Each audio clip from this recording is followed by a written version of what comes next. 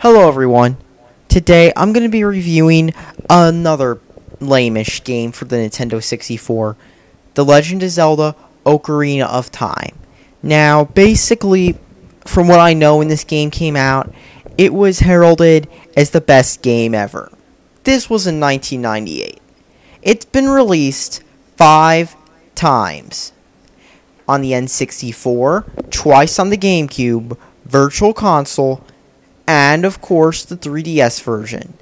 It's still the same game, but one of the GameCube versions had additional levels. It doesn't matter though, because this game is still bad. So, how bad is this game? Now, the N64 wasn't that great of a system. It came out in 1996 after the PS1, and yet managed to have crappier graphics. It also didn't last as long.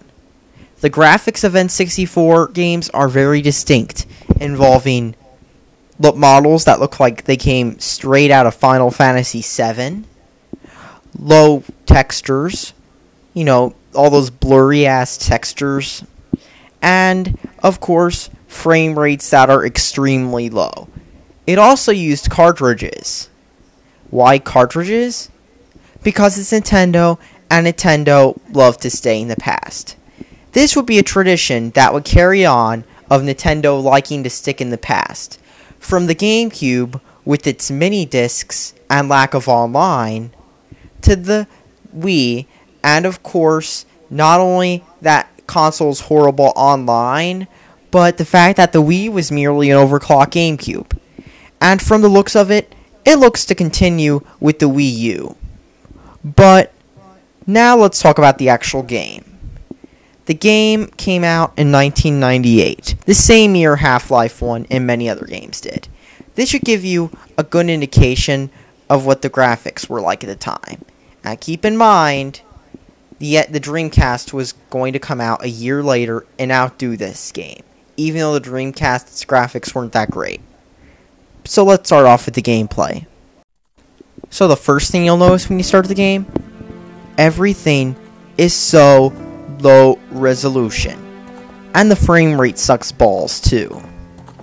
Just look at that amazing blurry texture, and of course that frame rate, which is about 15 FPS and drops a whole lot. But like I said, the N64 graphics are very bland compared to the PS1, which actually had textures and stuff. The N64 feels crappy. So you start the game, and you get to see the world's deepest plot ever. Save fucking Zelda. So basically you start off where Link is some little kid in some stupid village which nobody cares about. And then basically you walk around whacking monsters, collecting items. Another common theme on N64 games is they a lot of times happen to be collectathons. Donkey Kong 64, Banjo-Kazooie, Super Mario 64. You'll notice this a lot, because the N64 got all the crappy platformers, while the PS1, well, that got the good games. So anyways, like I said, the graphics are crappy. And yeah. The camera, well, there's not really much of a camera. You have to control the camera with the amazing auto lock-on system where you hit the Z button and it locks on suddenly. And of course, there's forced tutorials. You've got Navi. Not just Navi, but the text moves slow. Like, you think there'd be voice acting? No. The N64 sucked and most games didn't have voice acting. So you have to mash the A button, but you can't speed through what they're saying. You have to suffer this all so slowly. Seriously. So when you start the game, the frame rate sucks. Yes. This is the actual frame rate. This isn't some laggy computer. No, this is on the real hardware. This is the actual frame rate. The frame rate sucks balls. And not only that, but like I said, the graphics are all blurry because this is an N64 game, and the N64 blows. But even by N64 standards, these aren't that impressive.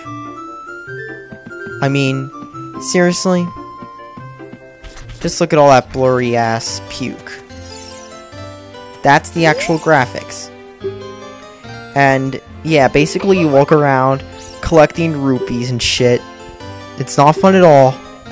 And then you get a sword, and then you walk around with a little bitch ass sword going. Yeah, that's seriously what the gameplay is. The gameplay is very repetitive, and it's just boring and all drawn out. Not fun at all. And trust me, after this game, every Zelda game has been the exact same since.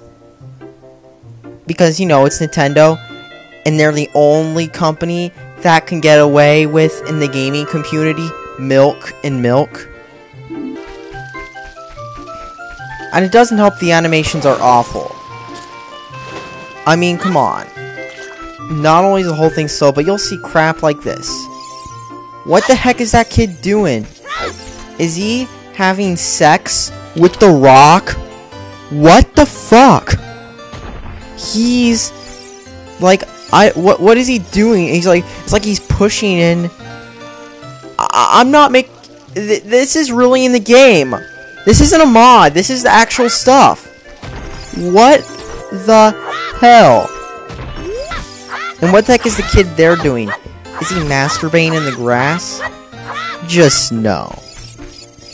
Let me mention one more thing. The music. The music is kind of meh-ish. I mean, it's just like elevator music, bland and forgettable, like many N64 games.